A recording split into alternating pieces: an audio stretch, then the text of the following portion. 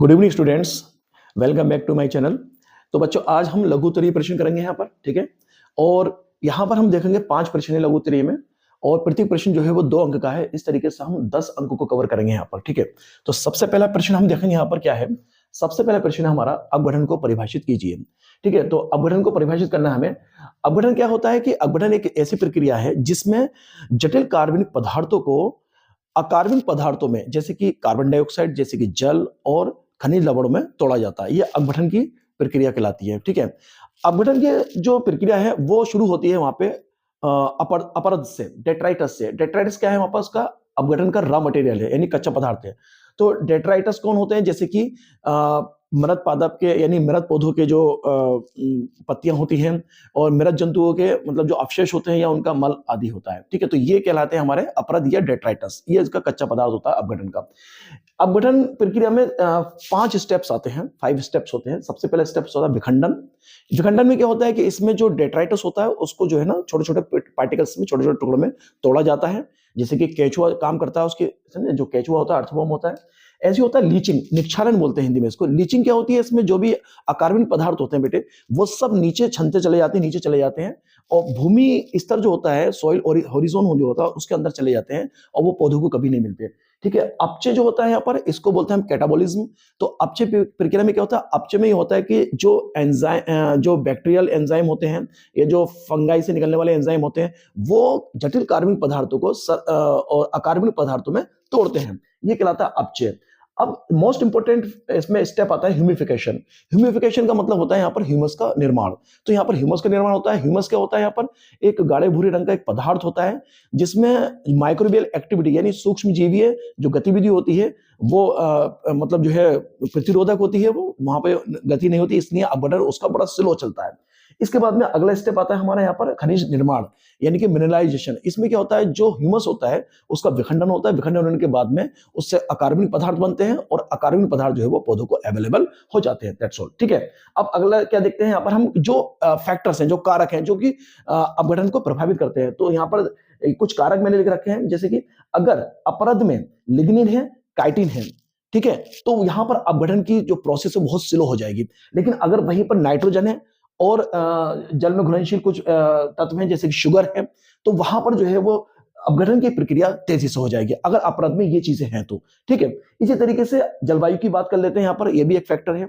जलवायु में क्या है कि अगर गर्म और नर्म जलवायु है तो अपघटन की प्रक्रिया एकदम तेज हो जाएगी। लेकिन वहीं पर अगर ताप कम है, टेम्परेचर कम है, और ऑक्सीजन की मात्रा भी वहां पर कम है, तो फिर क्या होगा, जो प्रक्रिया है अपघटन की वो एकदम स्लो डाउन हो जाएगी, ठीक है। तो ये तो हुआ अपघटन का, ठीक है। इसके बाद दूसरा प्रश्न देखते हैं हम यहाँ पर, ठीक है। तो देखेंगे यहाँ पर किन्हीं 2 किण्वित पेय का नाम लिखिए। जो पेय पदार्थ हैं किण्वित, यानी फर्मेंटेड बेवरेज की बात कर रहे हैं यहाँ पर हम।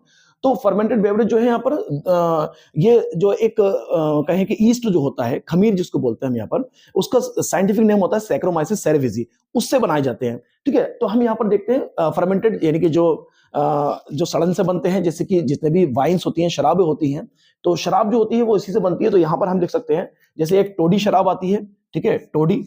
तो टोडी भी मतलब एक यहाँ पर बेवरेज है, ठीक है, फर्मेंटेड बेवरेज है। या यहाँ पर आप कह सकते हैं वाइन है, बियर है, विस्की है, ये सारे मतलब जो है ना वो फर्मेंटेड बेवरेज हैं, जो कि किण्वित करके बनाए जाते हैं और सैक्रोमाइसिस सेरेविजी को यूज करके बनाए जाते हैं। तो यहाँ पर आप 2 पूछना है यहाँ पर, ये कि 2 किण्वित पेय का नाम बताइए। तो एक टोडी है, एक वाइन है। आप बियर भी लिख सकते हैं, आप यहाँ पर विस्की भी ले सकते हैं। तो बच्चों देखिए, अब हम तीसरे प्रश्न की तरफ बढ़ते हैं, और तीसरा प्रश्न हमारा टेस्ट ट्यूब बेबी कार्यक्रम पर टिप्पणी लिखिए। टेस्ट ट्यूब बेबी कार्यक्रम यानी कि आईवीएफ। अब यहाँ पर आईवीएफ जो है, यहाँ पर इसकी फुल फॉर्म है इन विट्रो फर्टिलाइजेशन। एक नंबर में ये भी पूछ लेता है कि इसकी फुल फॉर्म बताइए आप, तो यहाँ पर होगा इन विट्रो फर्टिलाइजेशन।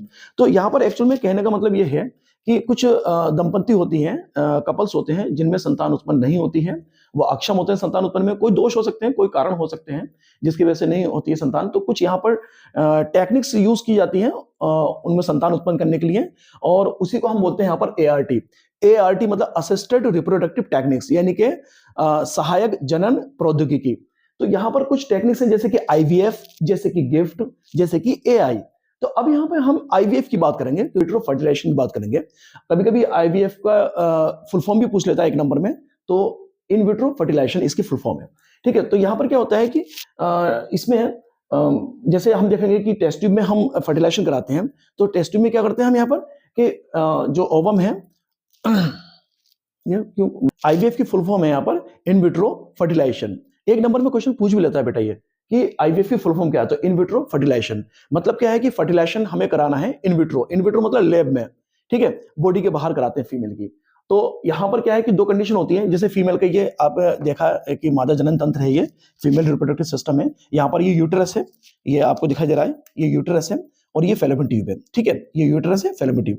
तो यहाँ पर ये कंडीशन हो सकती है कि फैलोपियन ट्यूब ब्लॉक हो सकती है, ठीक है, तो जिस वजह से मतलब जो है ना वहां पर फर्टिलाइजेशन नहीं हो पा रहा है, तो हम फर्टिलाइजेशन हमें लैब में कराना पड़ रहा है, ठीक है।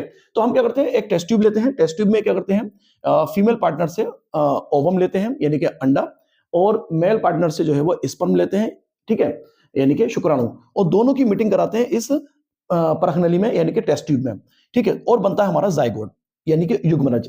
फिर युग्मनज में जो है यहाँ पर डिवीजन स्टार्ट हो जाता है, तो ब्लास्टोमिया सेल्स बनती हैं।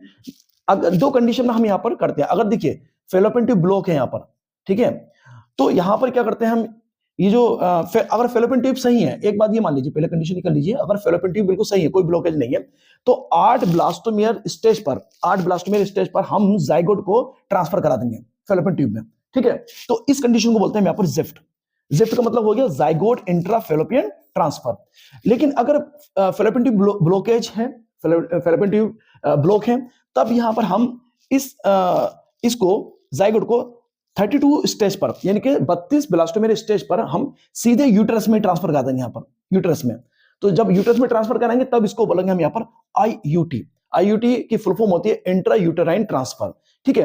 ये यहाँ पर इस तरीके से जो है हम ट्रांसफर कराते हैं, और ये टेस्ट ट्यूब बेबी प्रोग्राम यहाँ पर ये कंप्लीट होता है। तो बच्चों अब हम यहाँ पर देखते हैं चौथा प्रश्न है हमारा, सम युग्मजी एवं विषम युग्मजी में दो अंतर, ठीक है। सम युग्मजी मतलब इंग्लिश में बोलते हैं उसको होमोजाइगस, और विषम युग्मजी हेट्रोजाइगस, यानी कि जब ऑर्गेनिज्म में जीन के दोनों एलील समान हो तब उसको बोलते हैं यहाँ पर होमोजाइगस यानी कि सम युग्मजी। जैसे कि आप देखते हैं यहाँ पर कैपिटल टी या स्मॉल टी, दोनों ही जीन कैसे हैं, समान है, ये एलील है, ठीक है। जीन यहाँ पर एक है यानी कैपिटल टी है, लेकिन इसके दो एलील हैं ये, और दोनों समान हैं। ऐसे ये जीन है स्मॉल टी, इसके भी दो एलील हैं और दोनों समान हैं, ठीक है। तो जब एलील समान हो तब ये कहलाता है हमारा समयुग्मजी। लेकिन यहाँ पर इसमें दोनों एलील यानी कि दोनों जीन यहाँ पे विषम हैं, असमान हैं, इसलिए ये कहलाएगा यहाँ पर हेट्रोजाइगस या विषम युग्मजी।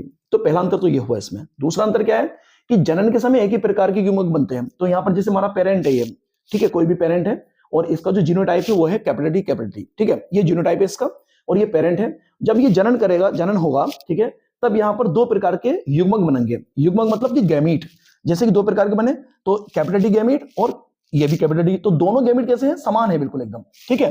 लेकिन यहाँ की बात करें अगर यहाँ पर ये पेरेंट, इसमें ये पेरेंट है, इसका जो जीनोटाइप है कैपिटल टी स्मॉल टी है, तो यहाँ पर जो पेरेंट यहाँ पर जो गैमीट बनेंगे, जो युग्मक बनेंगे, वो दो प्रकार के बनेंगे यहाँ पर, जैसे कैपिटल टी और स्मॉल टी।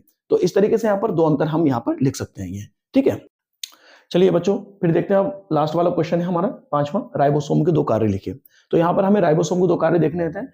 तो एक राइबोसोम का जो कार्य होता है, मेन कार्य होता है प्रोटीन का निर्माण करना, प्रोटीन संश्लेषण।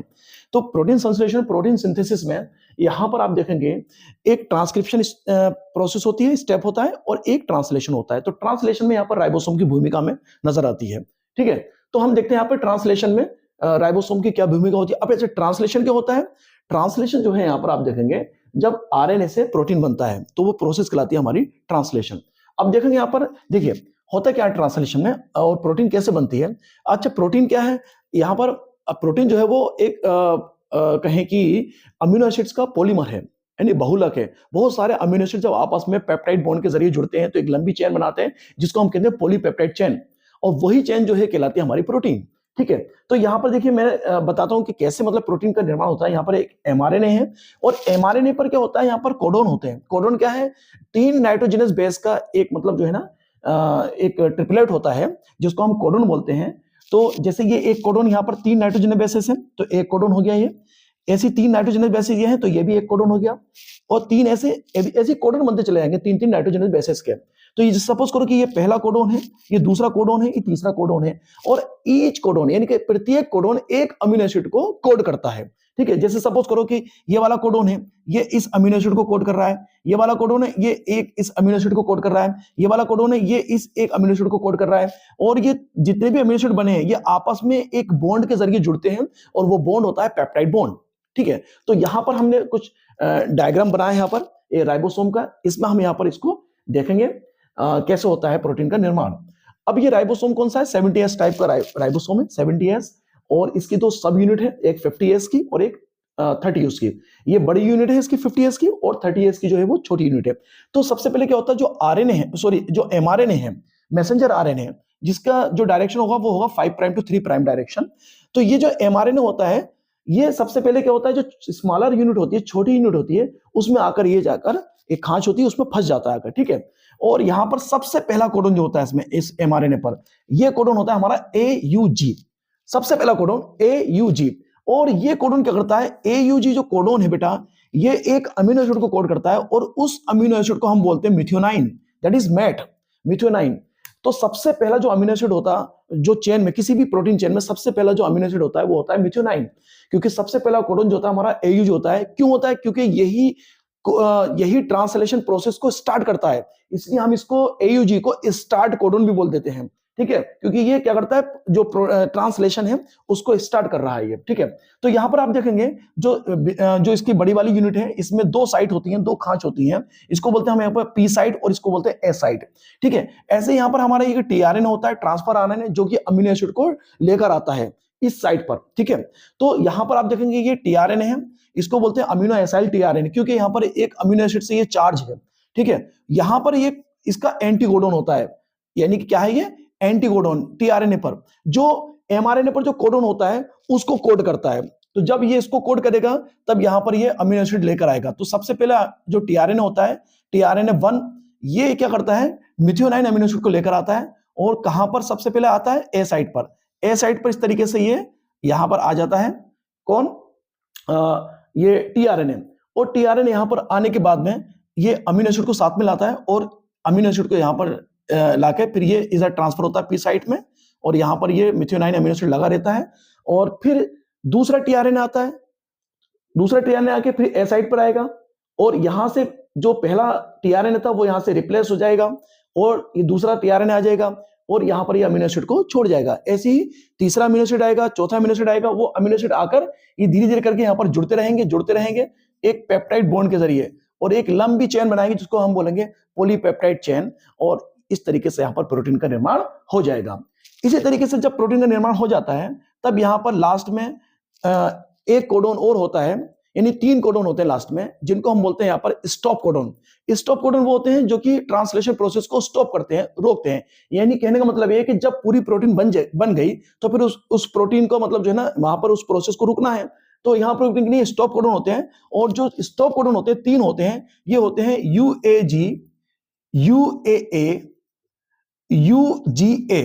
ठीक है, ये 3 होते हैं, UAG, UAA, UGA, तीनों स्टॉप कोडन होते हैं। जब यहां पर ये स्टॉप कोडन आएगा तो यहां पर ये प्रोसेस स्टॉप हो जाएगी, रुक जाएगी। ये शॉर्ट में मैंने आपको बता दिया, जब ये लेक्चर इसका हम करेंगे तो इसको डिटेल में हम पढ़ेंगे इसको। ठीक है, लेकिन स्टॉप कोडन को याद रखिएगा क्योंकि ये क्वेश्चन पूछ लेता है, आ जाता है ये क्वेश्चन। तो इस तरीके से ये राइबोसोम की यहाँ पे भूमिका है ये प्रोटीन को बनाने की। Thank you so much.